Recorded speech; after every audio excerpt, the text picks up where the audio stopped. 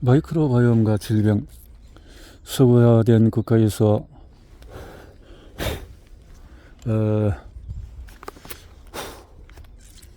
건강에 영향을 크게 미치는 인간 질병의 상당 부분이 장내 미생물군의 불균형이나 다양성 상실과 관련이 있다. 육류와 여러 인스턴트 항생제 또 강금에 노출한 서구식은 장내 미생물을 다양성을 감소시킬 수 있다. 사실 이 현상은 마치 인간 활동이 생태계를 파괴하면서 생물 다양성을 감소시키는 거시 생태학적 현상과 유사하다. 서구식 생활방식이 거시적인 생태계 변화를 초래하고 있는 것과 같이 미시적으로도 우리 장내에 있는 미생물 생태계의 다양성과 안정성을 감소시키고 있는 것이다. 어떤 의미에서는 해결책 역시 유사하다.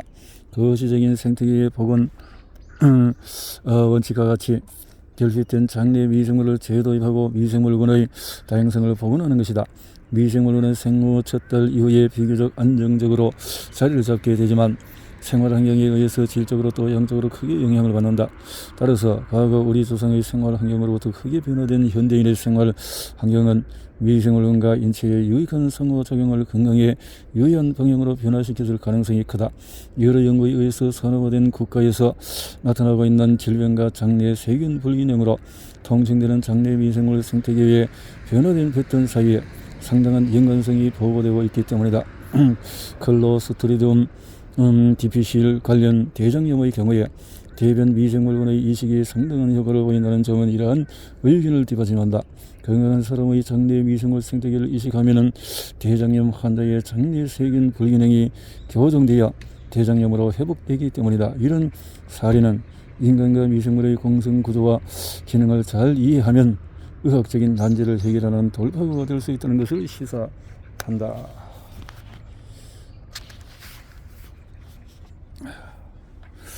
미생물군의 다양성 상실은 인간의 질병과 미생물의 관련성을 연구한 많은 연구에서 공통으로 밝혀지고 있다.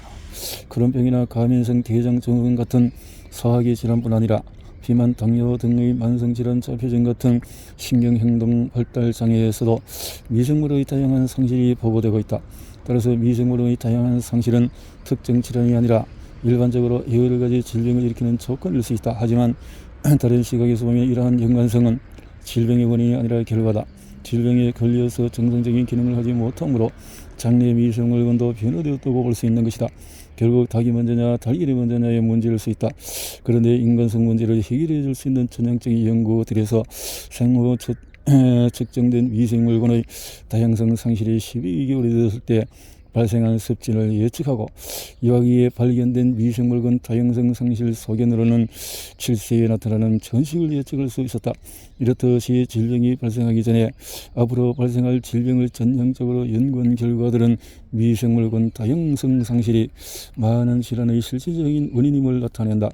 미생물군의 다양성 상실은 주로 시기의 변화, 특히 서구식 식생활과 간편식 때문이지만 다른 요인들도 이러한 미생물군 다양성 상실에 기여한다. 제왕절개 수술의 비율은 서구 국가에서 20세기 후반 이후 꾸준히 성장하여 OECD 국가에서 평균 출생률의 26.9%가 제왕절개 수술의 비율로 이루어졌다. 그런데 제왕절개로 태어난 어린이는 자연분만으로 태어난 비해서 그 외에도 생활방식도 미생물군에 영향을 미친다. 근무교대, 스트레스, 시차가 발생하는 생활, 비정상적인 습식 등등 이런 것이 항생제에는 또 다른 주요 위험 요소다.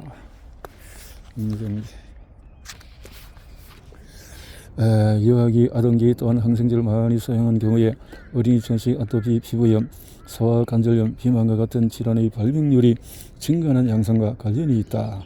태어나서 2에서 3세까지 생애 초기의 역동적인 신경 발달 과정을 살펴보면 뇌를 포함한 신경계는 태어날 때 완성되는 것이 아니라 상당한 변화를 거치면서 서서히 완성되는 것을 알 수 있다. 이 과정 중에 얼마든지 성장 발달하거나 혹은 손상을 입을 수 있고 회복될 수도 있는데 이런 회복 능력을 신경가소성이라고 표현한다.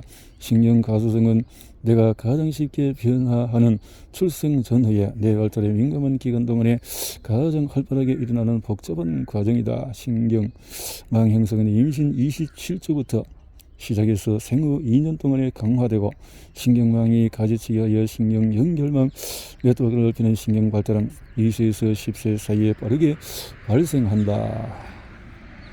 이러한 결과는 미생물군이 삶의 초기 단계의 역동적인 신경계 발달과 자폐증 같은 정신행동장애에 매우 중요한 영향을 준다는 것을 시사한다.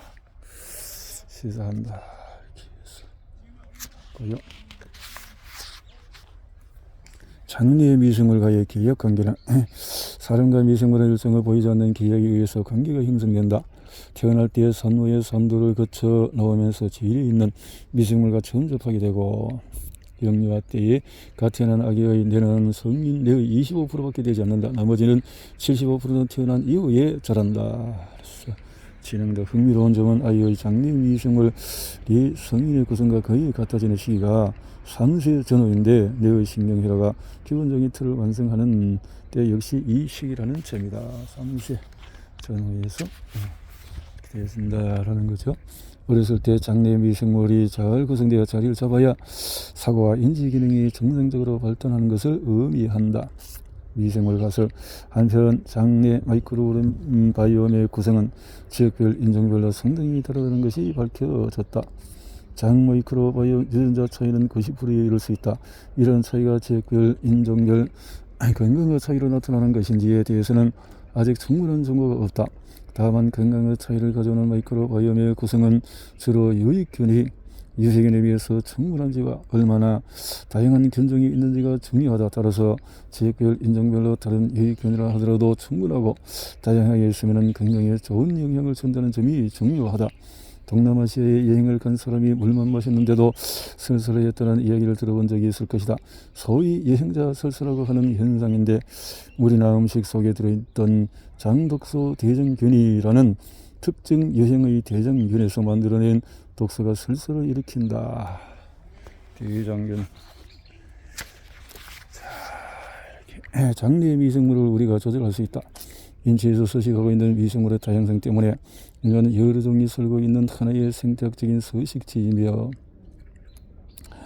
그래서 많은 연구에서 미생물 군집 구성에 변화가 생겨 장내 미생물 생태의 조화와 균형이 깨지면 당뇨병이나 천식 그리고 염증성 장질환과 같은 질병의 발생 위험이 높아진다고 보고했다.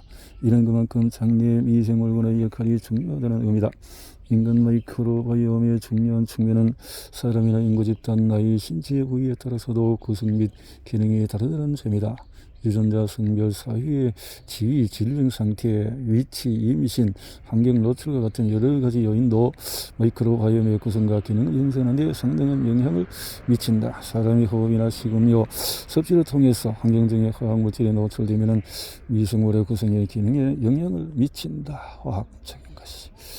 과실이나 제사처럼 섬유가 풍부한 식단이 당뇨병, 심장병, 관절염 등을 예방한다는 것은 널리 알려진 사실이다.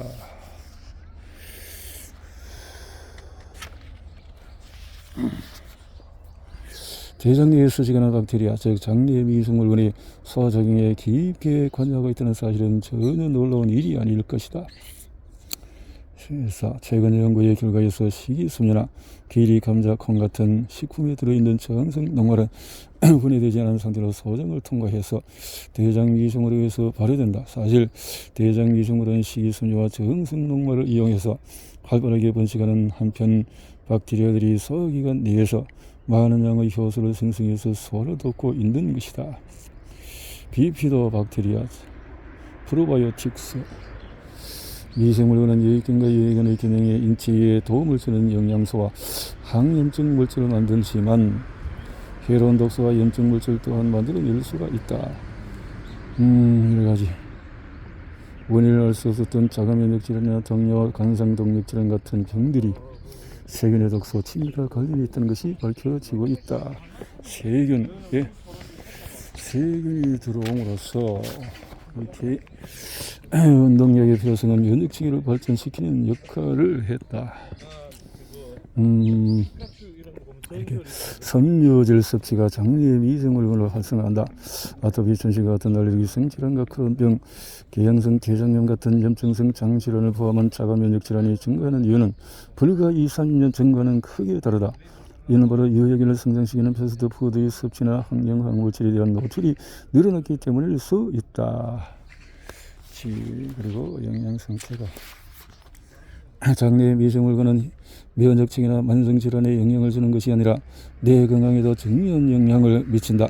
생물체 진화의 역사를 보면 생존을 위해서 영양소를 획득하도록 작용하는 신경계와 이를 섭취하는 기능을 하는 장은 처음부터 밀접하게 연결되어 있다고 할 수가 있다.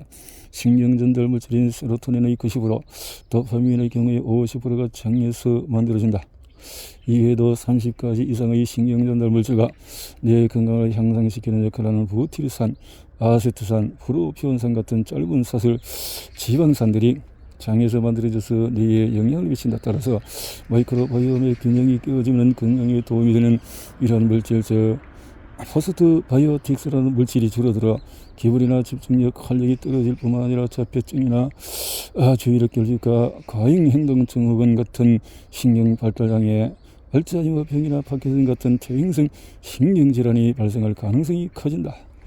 최근 사회적으로 사람과 어울려 살아가는 데 지장을 주는 신경발동 장애나 정신질환이 증가하고 있다.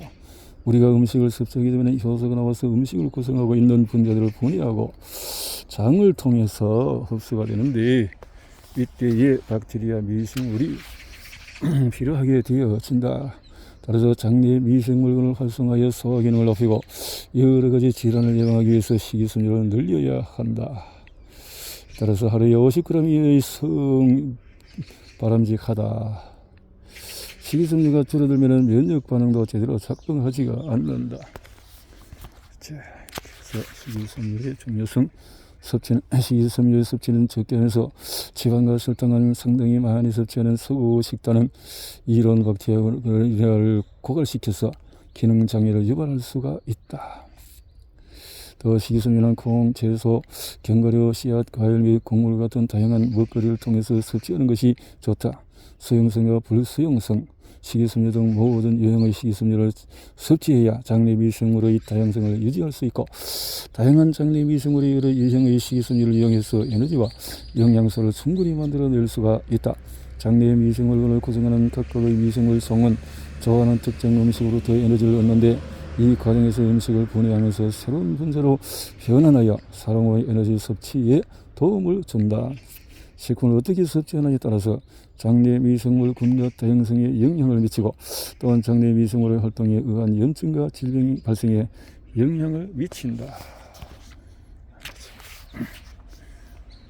동물성 지방 섭취량이 많은 유럽 어린이의 본전 미생물을 비유하였다.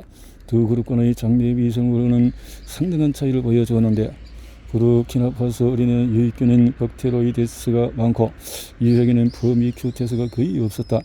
특히 유익균인 프로보텔라균이 많아 대표적인 식이섬유인 셀룰로스 등을 가수분해하는 능력을 갖추는데 유럽 어린이에게서는 발견할 수 없는 소견이었다. 이러한 차이는 산업화된 인구와 산업화에 따라서 그래서 결국 생활 방식이 달라지면 이렇게 비율이 달라지게 된다는 의미가 되어진다. 그런 거죠. 이렇게 달라지면 그렇다는 거죠. 항생제 내성은 미생물 진화의 결과다. 우리는 인간을 공격하는 바이러스나 세균 그리고 기생충 같은 외부의 미생물로부터 건강을 보호하기 위해서 항생제를 개발해왔고 덕분에 많은 생명을 살릴 수 있었지만 이렇게 해서 오히려 DNA를 바꿀 수 있는 것들이 나타날 수 있다. 항생제 내성은 공정보건 수요 위기 중에 하나로 널리 인식되고 있다. 전 세계적으로 보면 항생제 내성 때문에 매년 거의 130만 명이 사망하고 있다. 항생제 내성은 세균이 숙주에서 스스로 자리를 잡아 번식하게 할 뿐 아니라 질병을 유발할 가능성을 높이는 독성 인자를 만들어낸다. 항생제 내성을 해결하려면 항생제에 노출된 미생물이 항생제에 의한 세균 독성 환경을 어떻게 극복하여 생존해 나가는지에 대한 깊은 이해가 필요하다.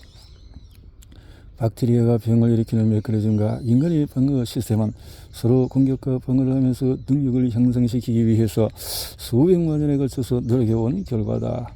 항생제에 대한 세균의 저항 능력이 커지면 대개 세균이 병을 일으키는 능력, 병독성이 감소되는 트레이드 오프 현상이 생기기는 하지만 모든 경우에 해당되는 것은 아니다.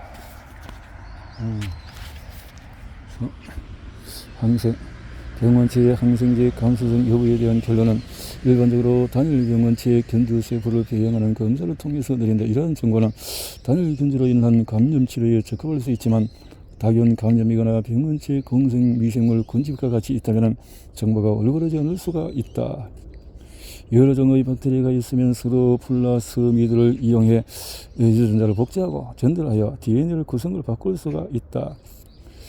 DNA 해로운 박테리아가 아닌 미생물들도 지역사회에서 항생제 오염된 하수나 폐수에서 지속적으로 노출되면 얻는 내성 능력을 미생물 군집 간의 상호작용에 의하여 병원체 박테리아에게 쉽게 전달할 수 있기 때문이다. 병원체에 대한 항균 관리를 효과적으로 설계하기 위해서는 항생제 내성을 지역사회 내에서 항생제 노출과 미생물 군집의 상호작용이 결합된 효과로 보는 새로운 시각이 필요하다. 항생제